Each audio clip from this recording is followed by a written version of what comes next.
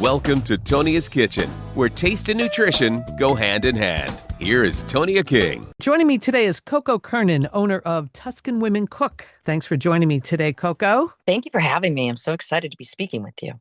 Let's talk about Tuscan Women Cooks. What's it all about? Tuscan Women Cook is the name is the Tuscan women are the nonne, or the grandmas of our village, a very small village in Tuscany. We're in a very tiny region, and the nonnas teach our classes. So our guests were in Tuscany. It's a week-long program, and we're there in the spring and the fall.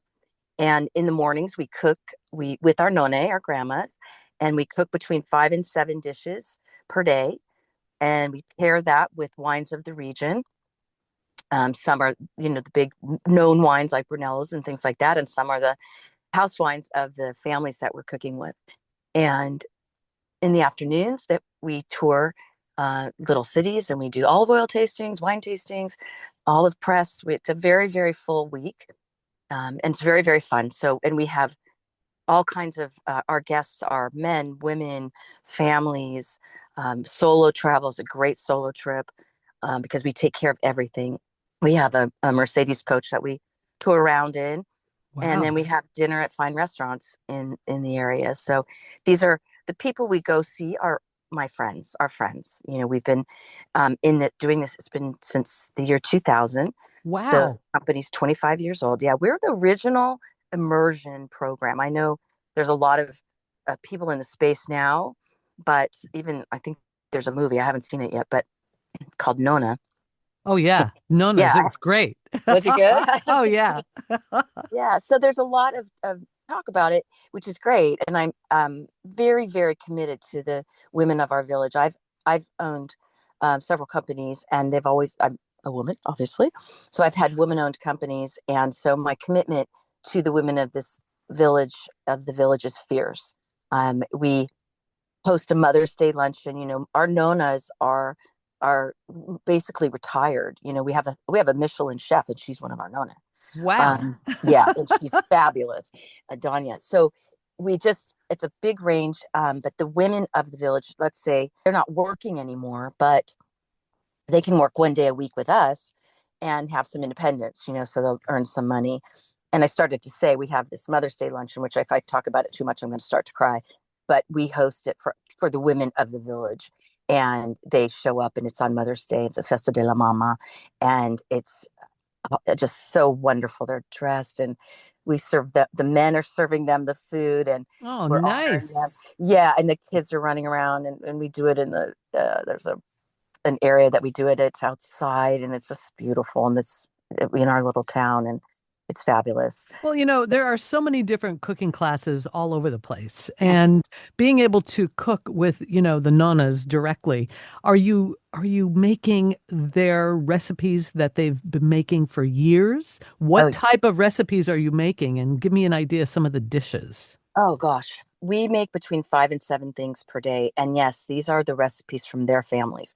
So they have very generously. I've learned in this world of food, not everyone's so generous with their recipes. Oh, I know. Find it interesting. It's interesting, isn't it? I didn't really know that part of doing this. But anyway, we make different types of pasta. So let's say, for example, we go to trattorias. It's the restaurants. We cook in their kitchen, and then we use their restaurant to roll out the pastas. We make pici, and it's spelled Pici, which is very traditional Tuscan pasta recipe. It looks like maybe a long fat spaghetti, but we're rolling it by hand. And pici, as in Tuscany, pici is very traditional because Tuscan was a very poor region. They wouldn't even use eggs in their pasta with the flour because they had to sell their eggs. So we make pici because it's traditional, and all the nonne make it for their families too. And so we roll pici, we'll make a pappardelle, we make gnocchi, we make so many things. We make chicken diavolo, we make we just, I guess, I don't know, tiramisu, we make pasta al forno, which is lasagna as we know it. And the recipes and the outcome and the dishes that come from these recipes are one of the things is the restraint that I think that the Italians use, good cooks Say, for example, the pastel forno's lasagna. It isn't smothered in red sauce and glopped on with mozzarella cheese. Right, It's not, right. right, and it's a meat sauce that's been cooking for 5 hours, and it's just the pasta is the star, and it's this beautiful thin pasta, and we use a bechamel and then parmesan, and the result is just absolutely wonderful. You can just taste the history. The Nonnas give us all of their tips and tricks of what to do and when. I have a few aha moments that are so simple. One of them is this ragu, this meat sauce, this sugo that we make. And what she does, our Nonna Antonella and Ada, her mom. So we're 3 generations in that kitchen, which is fabulous. And let's say when we make our sauce, right? Your Sunday sauce, Right. you cook, you put your mirepoix, sofrito, they call it. But in this instance, she grinds up the mirepoix, they call it a sofrito. And so, because those vegetables are going to disappear in the sauce, you're not going to have chunks of carrots. You're not going to have any of that because, one, they're going in so fine. Secondly, they're going to be cooked down. So, put that in. Then the meat goes in, and it's a 3-to-1 pork to beef. So now you've just got your vegetables and the meat with some olive oil. You let that cook for a solid hour.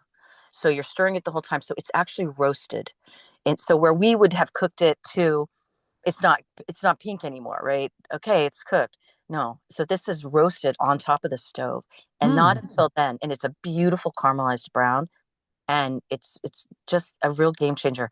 And then you add your acids and the tomatoes and all that and the wine, and that then cooks for 2.5 hours. So it's a laborious process, but our recipe, it could be on our website.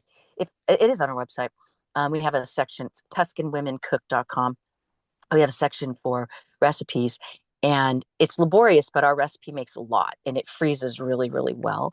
So that's one of these takeaways from being with these Nonna that you can't learn, I think, in these day classes that I've seen. I've been to them. I love taking cooking classes.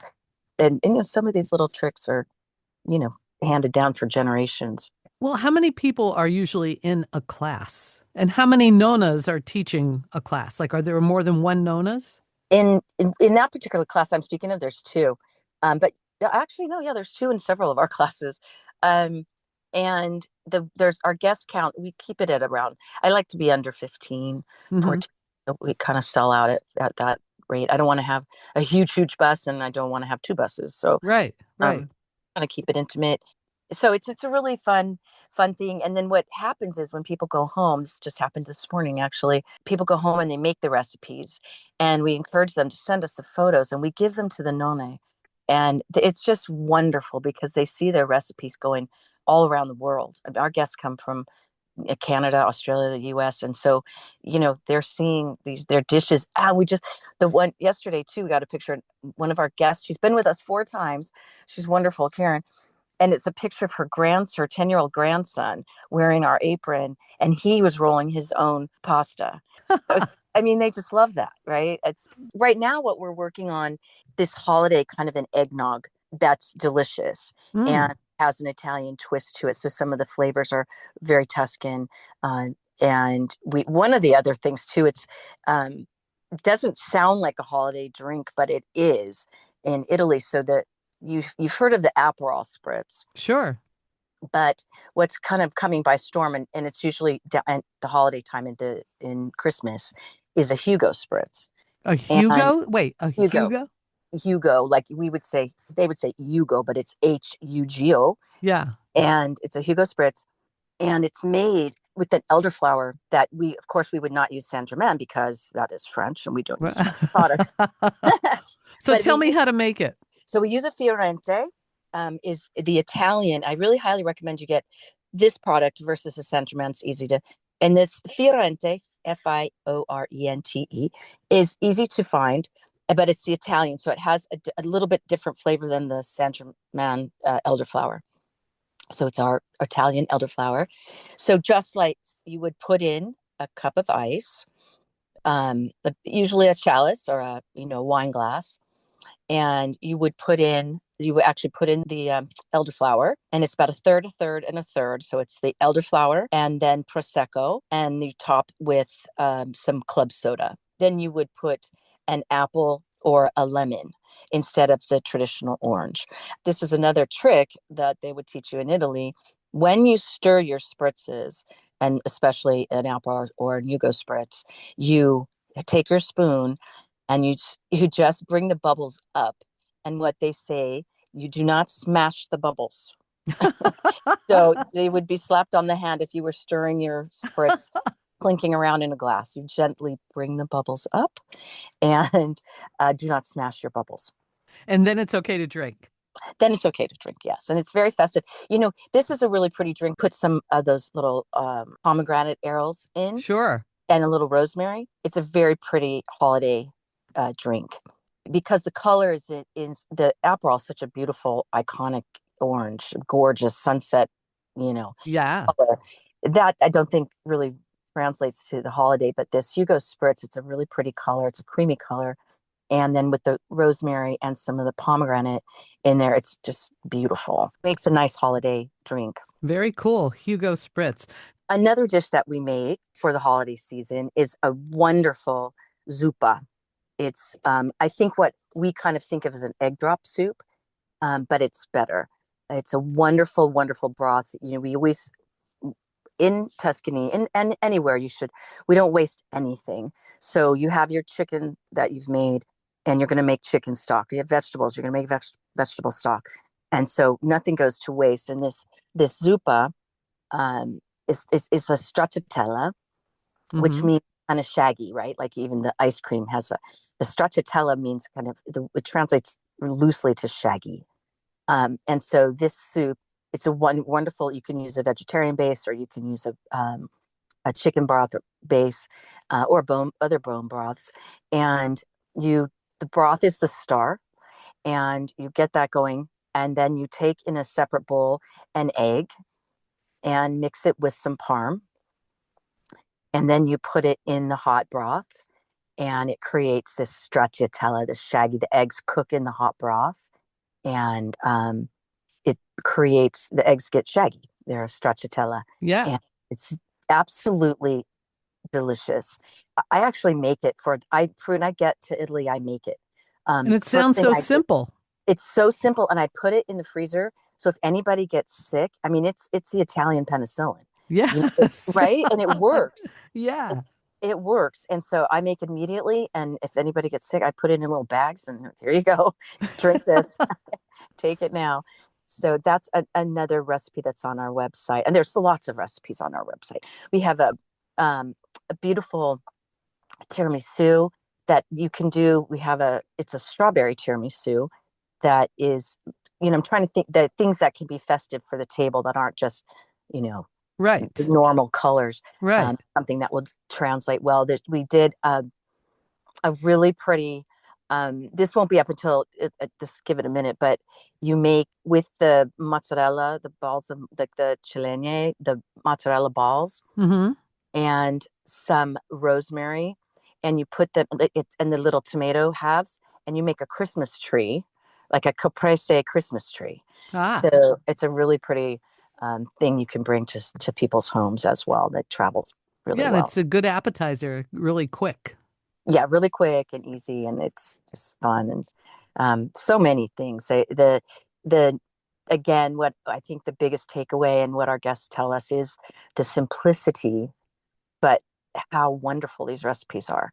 Simple because they had to be simple, and so Yes. they Yeah. had to, even olive oil, sometimes they're not using, today we do, but like then almost every family, this is actually kind of funny. Every family has some olives and some grapes and they make their own. But let's say you're just on a small house, when you have your little yard, but you're making your own olive oil and you're making your own wine.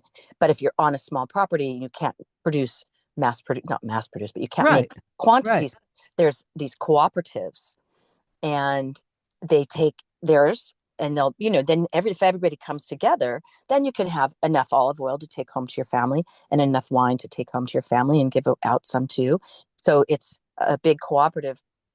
What's really funny about it though is the history goes back so far. This where we are is, the church was built in 1100. So, Oh, gosh. right. And then the new church was built in 1400. Oh, So gosh. Isn't that the amazing? it's incredible. But the cooperatives are funny because these family histories go back. So I laugh because the kind of the head of the commune, that's one running this cooperative, is like running NATO because or United Nations because these families are like, no, we haven't spoken to that family for 500 years. Oh, So we my can't mix gosh. our olives and our grapes with them. It's funny.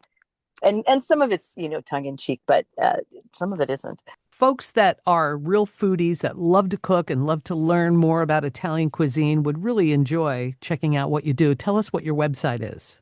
The website is TuscanWomenCook.com. People who come to us mostly have been to the big three, right? They've been to Rome, Venice, Florence. Right. And then now they're ready to kind of really drill in. And we really just cook in the morning. So the cooking and then the eating, eating is a big part of it because Yeah. our dinners are beautiful too. And we just cook. We have it's very important to me that we're not repeating a lot of things. So it's kind of a Tetris of which Nonna wants to make what. And, I'm never going to tell a Nonna what not to make or what to make ever. Right. Right. So, Right.